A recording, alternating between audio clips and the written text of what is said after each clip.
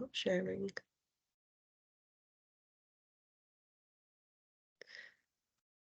I'm going to start at the beginning. So you're going to be sent a pack of 4 forms. At the moment, we've sent them to your heads of profession, and they're going to add their signatures to these, just so that then all you've got to do really is fill in your bits, sign them, and return them. So the first one is the initial discussion form. Your employer will have filled in these top boxes for you.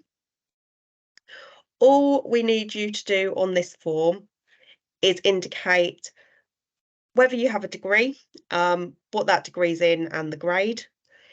If you don't have a degree but you're being put forward for the course due to relevant work experience, if you can just give some details of your experience in that area, that would be great.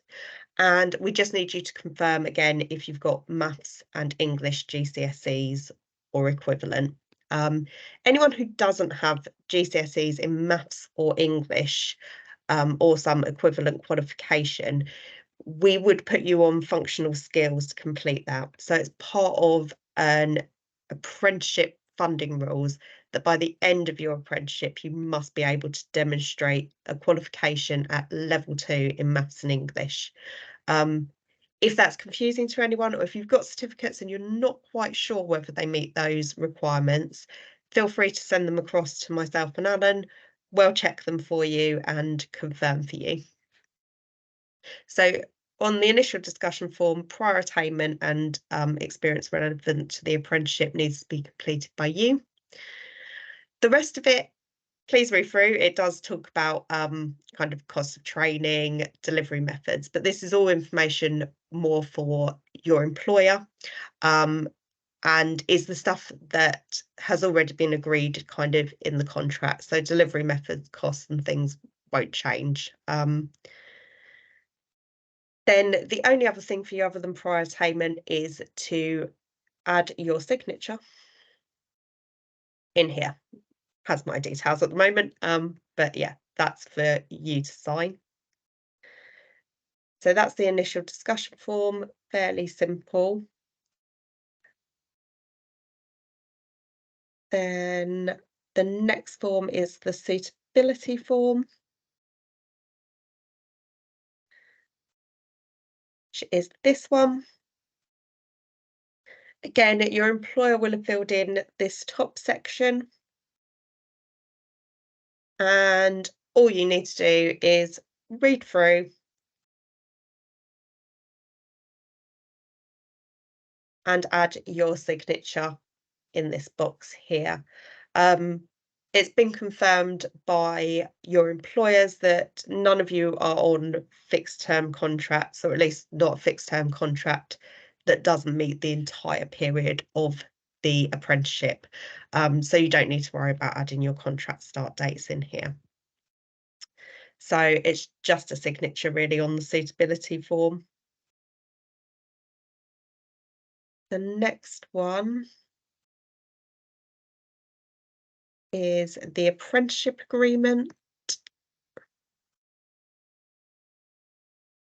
which is here.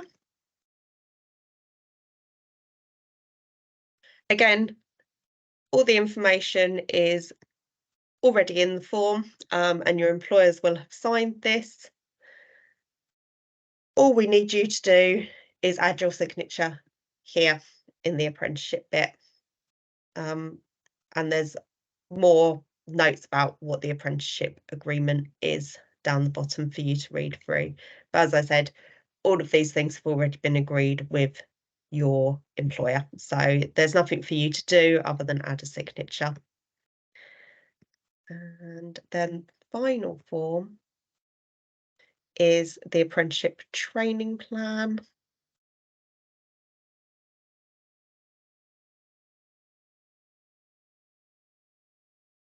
which is this one.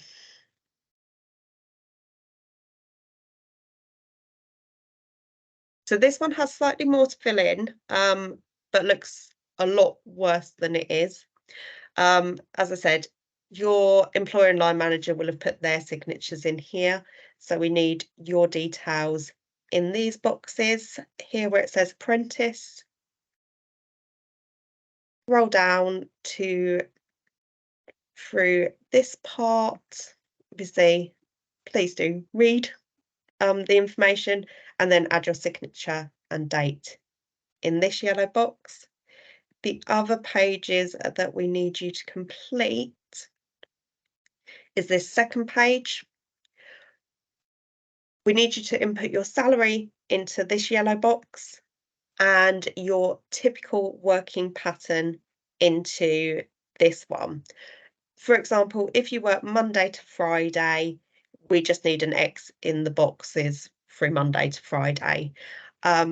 If for any reason you are working kind of shift patterns, or you're working weekends, if you could make notes in these boxes as to what hours you work typically each day. It's just to help us work out your on the job and off the job training, but everything will pre-populate from what's already been inputted. And that's all you have to do on that form. There is a lot more information through it, so please do read through. There's links to our key policies. Further information about what you're agreeing to by signing the document is down below. And when you come down to the very end of the document, it outlines what which modules you'll be doing, how those modules are kind of assessed, and what the hours are for each of those. So that's all outlined in the bottom of that document for you to have a look at. Let me come back. I'll stop sharing now. So all of those forms will be sent as attachments in one email, pre-signed by your employers. Some of your employers have returned them, some haven't yet. So we'll send them out to you as we get them back from the employers. So don't worry if they haven't come through to you. We'll be chasing employers over the next week or two. And I'm going to stop recording and go to questions.